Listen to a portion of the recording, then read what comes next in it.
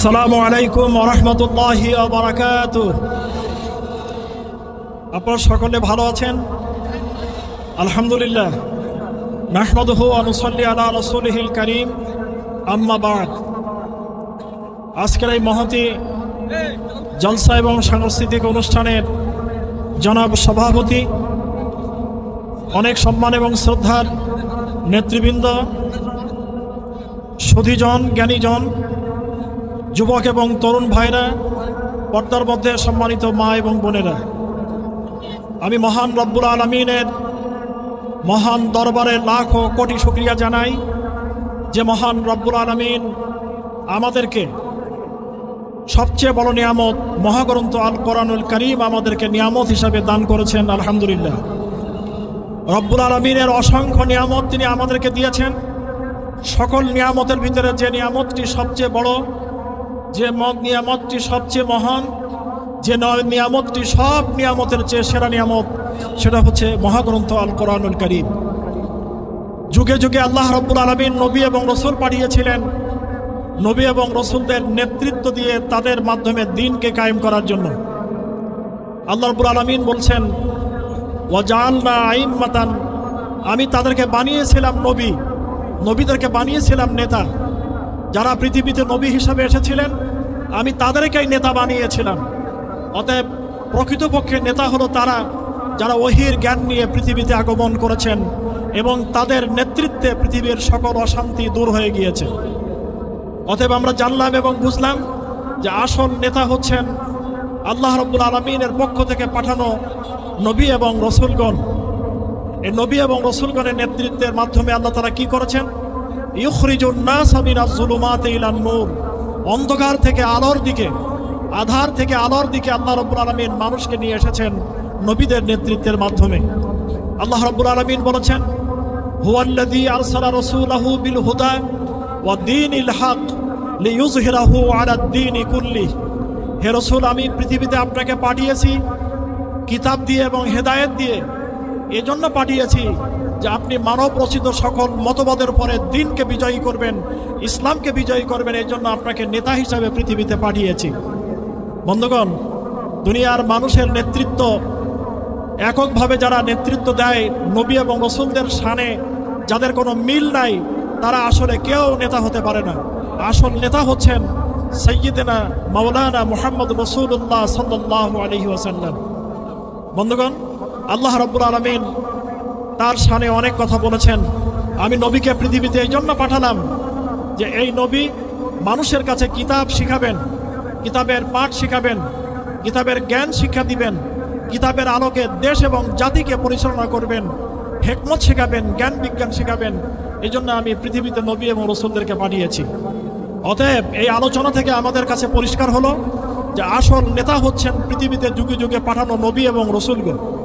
নবী এবং রসুলগণের আয়নায়, তাদের চরিত্রে, তাদের বৈশিষ্ট্যে যারা পৃথিবীতে নেতৃত্ব দেবেন তারা হচ্ছেন নবীদের ছায়ার মাধ্যমে, তারা হচ্ছেন আরেক ধরনের ছায়া নেতা। নবীদের নবুয়তের পরশে, নবুয়তের আদর্শের আলোকে তারা হচ্ছেন আরেকটি নেতা।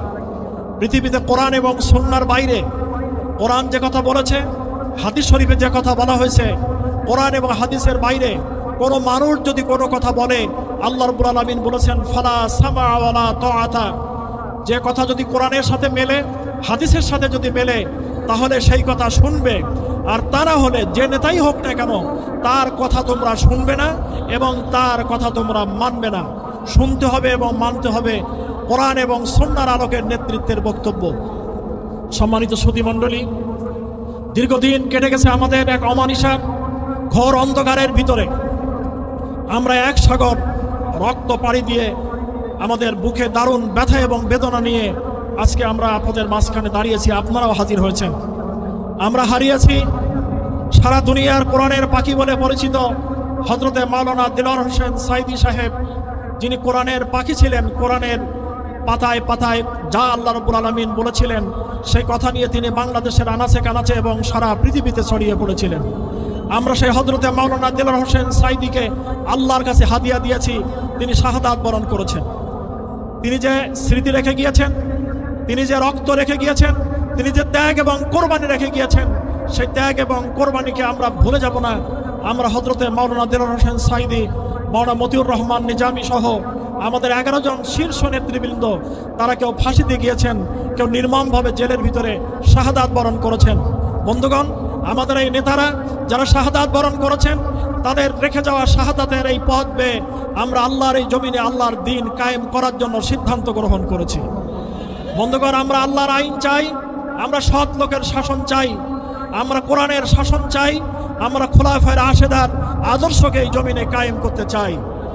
যুগে যুগে অতীতে যে সকল নেতারা এসেছেন, ব্রিটিশ পিরিয়ড থেকে নিয়ে এই পর্যন্ত যারা আমাদের সামনে নেতৃত্ব দিয়েছেন, তারা জাতিকে কিছুই দিতে পারে নাই, বরং জাতির সামনে নিয়ে এসেছে দুঃখ, কষ্ট, দারিদ্র, লুটপাট ইত্যাদি বিভিন্ন রকমের অরাজকতা এবং অশান্তি।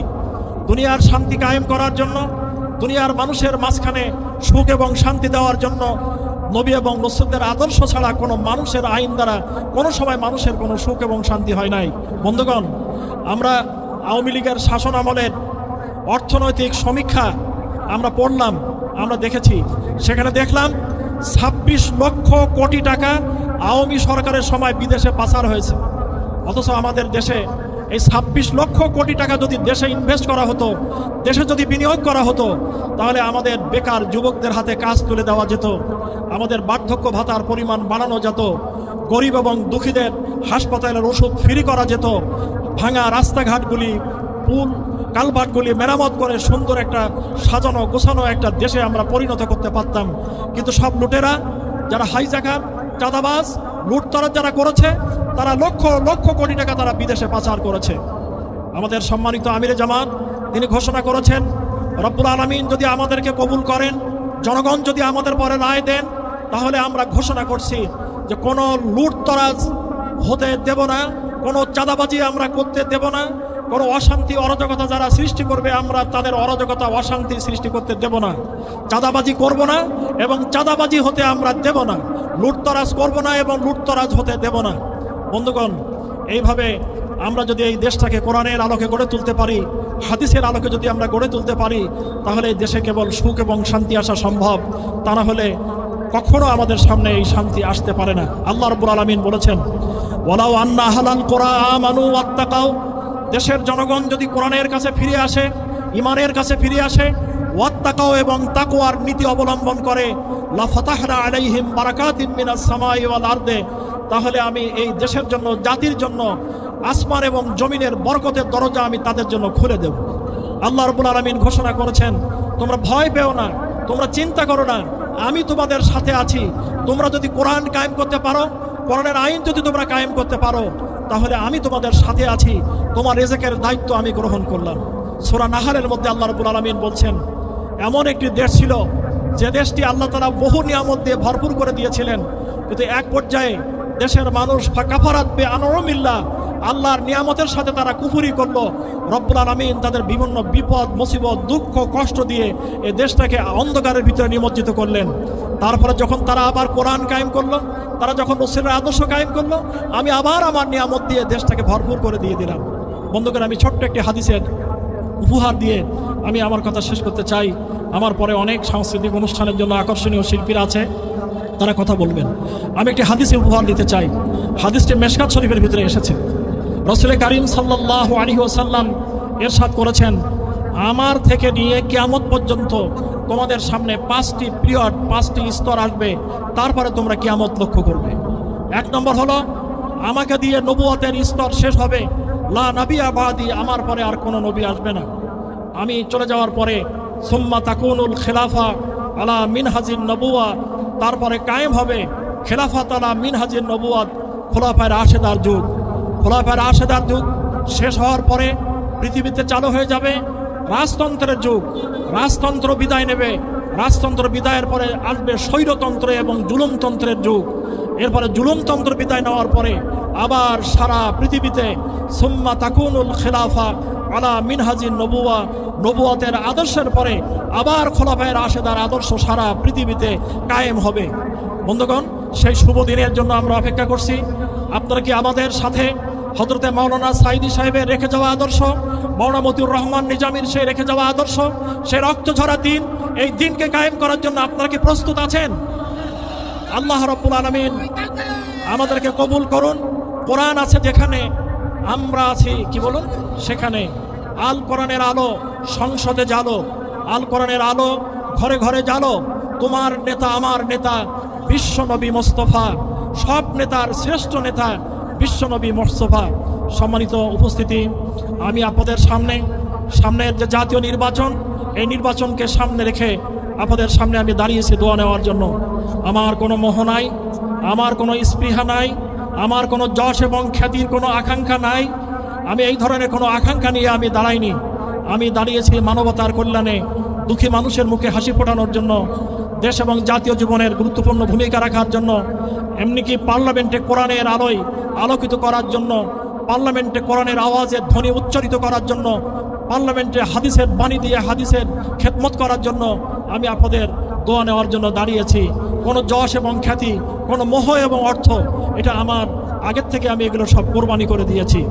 আপনারা আমার জন্য দোয়া করবেন, রব্বুল আলামিন যেন তার দ্বীনের জন্য, কোরআনের জন্য, বিশ্ব মানবতার জন্য, বিশেষ করে বাংলাদেশের গরিব দুঃখী যারা দুঃখী মানুষ তাদের মুখে হাসি ফোটানোর জন্য, বেকারত্ব দূর করার জন্য, দেশের উন্নয়নের জন্য আল্লাহ রব্বুল আলামিন যেন আমাকে খেদমত কবুল করে আমার এই কাজটি ইবাদতে পরিণত করেন, এই দোয়া কামনা করে আপনাদের সকলকে ধন্যবাদ জানিয়ে আমি আমার বক্তব্য এখানে শেষ করলাম। আসসালামু আলাইকুম ওয়া রাহমাতুল্লাহি ওয়া বারাকাতুহু।